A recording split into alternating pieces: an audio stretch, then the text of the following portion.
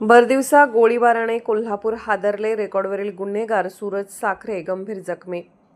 कोल्हापूर शहरातील नाना पाटील चौक परिसरात गुरुवारी भरदिवसा झालेल्या गोळीबाराच्या घटनेने शहरात खळबळ उडाली. अज्ञात हल्लेखोरांनी रेकॉर्डवरील गुन्हेगार सूरज साखरे याच्यावर गोळ्या झाडल्याने तो गंभीर जखमी झाला. त्याच्यावर खासगी रुग्णालयात उपचार सुरू असून हल्ल्याचे नेमके कारण अद्याप स्पष्ट झालेले नाही. प्राथमिक माहितीनुसार सूरज साखरे हा नाना पाटील चौक परिसरात असताना दुचाकीवरून आलेल्या अज्ञात हल्लेखोरांनी त्याच्यावर अचानक गोळीबार केला. गोळीबाराचा आवाज होताच परिसरात एकच धावपळ उडाली. हल्लेखोरांनी घटनास्थळावरून तातडीने पलायन केले.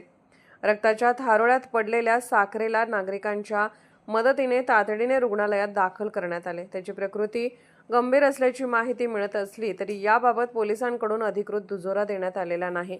सूरज साखरे याच्यावर यापूर्वी विविध गंभीर स्वरूपाचे गुन्हे दाखल असल्याची माहिती असून पूर्ववैमनस्य, टोळी युद्ध किंवा अन्य कारणातून हा हल्ला झाला असावा असा या दृष्टीने पोलिसांनी तपास सुरू केला आहे. घटनेची माहिती मिळताच वरिष्ठ पोलीस अधिकारी आणि मोठा पोलीस बंदोबस्त घटनास्थळी दाखल झाला.